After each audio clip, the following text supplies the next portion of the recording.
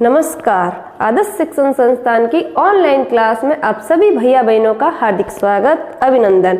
आज हम कक्षा षष्ठी विषय सामाजिक अध्ययन भाग इतिहास का अध्याय 2 अखेट खाद्य संग्रह से भोजन उत्पादन तक, इसका वीडियो क्रमांक है 2। इसमें आज जानेंगे हम आरंभिक मानव की जानकारी कैसे मिलती है, फिर उसके बाद में जानेंगे कि रहने की जगह, इनकी जो रहने की जगह है वो कैसे निर्धारित होती है, इसके बारे में जानेंगे। जैसा कि जो पुरातत्वविदों ने कुछ पुरानी वस्तुओं के आधार पर अनुमान लगाया, उनका निर्माण और उपयोग के आधार पर उन्होंने अनुमान लगाया अखेटक खाद्य संग्रह जो क्या करते थे उसके बारे में उन्होंने आरंभिक मानव के बारे में जानकारी ली।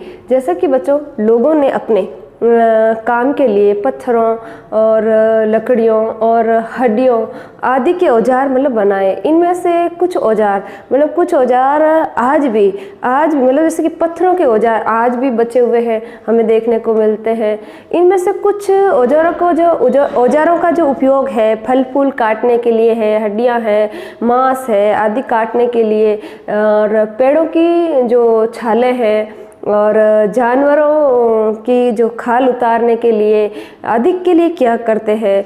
और कुछ के साथ तो हड्डियाँ या लकड़ियाँ के जो मुट्ठे लगाकर भाले और बाण जैसे हथियार तैयार किए जाते हैं। और कुछ औजार लकड़ियाँ कुछ औजारों से लकड़ियाँ काटी जाती है, और लकड़ियों का जो उपयोग है ईंधन के साथ साथ वो झोपड़ियाँ और औजार बनाने के लिए भी करते हैं।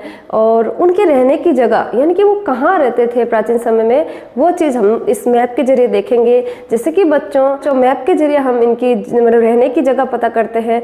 जैसे कि बच्चों, ये लाल त्रिकोण वाले जो स्थान है वे पूरा स्थल है जहाँ पर अखेटक खाद्य संग्रह के होने के हमको प्रमाण मिलते हैं। और इनके अलावा और भी कई स्थानों पर अखेटक खाद्य संग्रह रहते थे।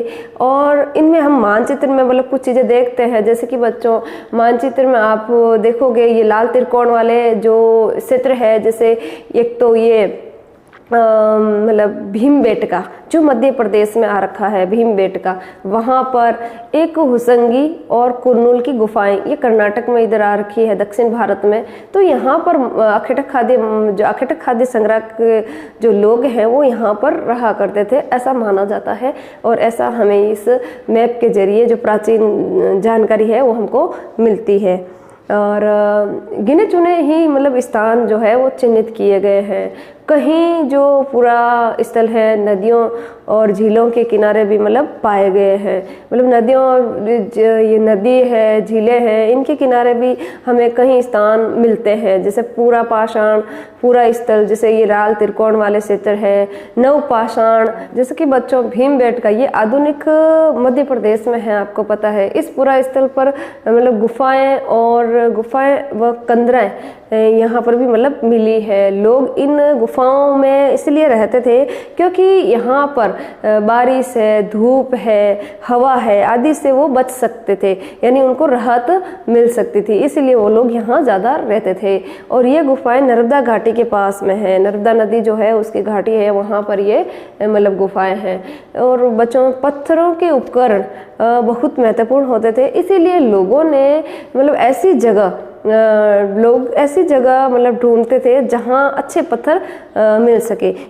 शैल चित्रकला, इसके बारे में जानते हैं। ये हमें क्या बताना चाहती है, इससे हमें क्या पता चलता है शैल चित्रकला से। यानी तो बच्चों, जिन गुफाओं में लोग रहते हैं उनमें से कुछ की दीवारों पर जो चित्र बने हुए होते हैं, दीवारों पर जो चित्र मिले हैं उनमें इनमें कुछ सुंदर उदाहरण हमको देखो मध्य प्रदेश और दक्षिणी उत्तर प्रदेश की गुफाओं में हमें ऐसे चित्र देखने को मिले। और ये इनमें से जो जंगली जानवर है, जंगली जानवरों की बड़ी कुशलता से उसको सजीव चित्रण किया गया है, यानी कि ऐसा लगता है कि वो सजीव जानवर खड़ा है वहाँ पर। ऐसे वहाँ पर हमको ये चित्रकला, जो चित्रकला देखते हैं, चित्रशैली देखते हैं तो हमें ऐसे पता चलता है, यानी कि इनमें नहीं खड़ा है, सच्ची में तो जानवर नहीं खड़ा है। इसकी जानकारी ऐसे मिलती है हमको। पूरा स्थल क्या होता है उसके बारे में जानते हैं। पूरा स्थल उस स्थान को कहते हैं जहाँ औजार और बर्तन और मतलब इमारतों जैसी मतलब वस्तुओं का, मतलब वस्तुओं के अवशेष हमें मिलते हैं। ऐसी वस्तुओं का जो निर्माण है लोगों ने अपने काम के लिए मतलब किया था, बाद में वे लोग वहीं छोड़ गए। और ये ज़मीन के ऊपर और अंदर या कभी कभी समुद्र और नदी के तल में भी हमें मिलते हैं, मतलब नदी के तल में भी ये पाए जाते हैं। और इन पूरा स्थलों के बारे में हम अगले पार्ट में और अच्छे से मतलब बताया गया है, उसके बारे में हम अगले पार्ट में देखेंगे। आगे देखते हैं कि आग की खोज कैसे होती है। यानी कि जैसे कि हमने मानचित्र में देखा कि कुरनूल की गुफा जो दक्षिण भारत में है, कुरनूल की गुफा मतलब अगर अपन ढूंढेंगे तो वहाँ पर उस कुरनूल की गुफा में हमें राख के अवशेष मिलते हैं। और इसका मतलब ये है कि यहाँ पर जो आरंभिक लोग थे वो उन्होंने आग जलाना मतलब सीख लिया था। मतलब ये जो गुफा है उससे हमें राख के अवशेष मिलते हैं, तो हमने ये अनुमान लगाया कि यहाँ के जो लोग हैं उन्होंने आग जलाना मतलब सीख लिए, मतलब वो आग जलाना सीख गए। आग का इस्तेमाल कई कार्यों के लिए किया जाता है, जैसे कि बच्चों प्रकाश के लिए है, मांस भूनने के लिए है, जंगली जानवरों को दूर भगाने के लिए है, इसके लिए आग का उपयोग करते थे। और जो आरंभिक काल था उसको पुरातत्वविदों ने उसको क्या नाम दिया है, पूरा पाषाण काल का। पूरा पाषाण काल ये दो शब्दों से मिलकर बना है। एक शब्द है पूरा यानी होता है प्राचीन, दूसरा शब्द है पाषाण। पाषाण का मतलब होता है पत्थर से बना। ये नाम पूरा स्थलों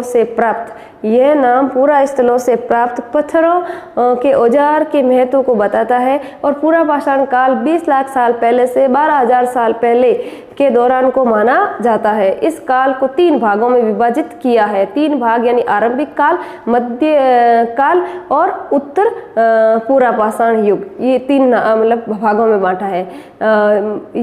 इसमें मानव इतिहास की जो लगभग 99% कहानी है इसी काल के दौरान मतलब घटित हुई है।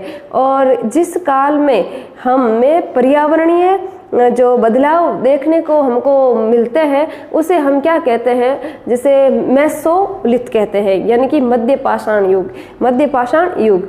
यानी कि जो अगला जो अपना काल है इसका जो समय है लगभग 12,000 साल पहले से लेकर 10,000 साल पहले तक का माना जाता है। इस काल के पाषाण औजार और आमतौर पर बहुत हमको छोटे दिखाई मतलब देते हैं, जैसे छोटे होते हैं और इसको हम माइक्रोलिथ कहते हैं और या लघु पाषाण युग कहते हैं। और इन मतलब प्राय इन औजारों से में हड्डियां हैं, लकड़ियों के मुट्ठे हैं, लगे हांसी है, आरी जैसे औजार हमें मतलब मिलते हैं। साथ में पूरा पाषाण युग वाले जो औजार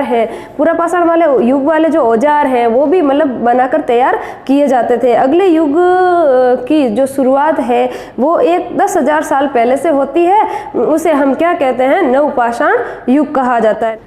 धन्यवाद भैया बहनों, अगले वीडियो में हम जानेंगे बदलती जलवायु के बारे में। धन्यवाद।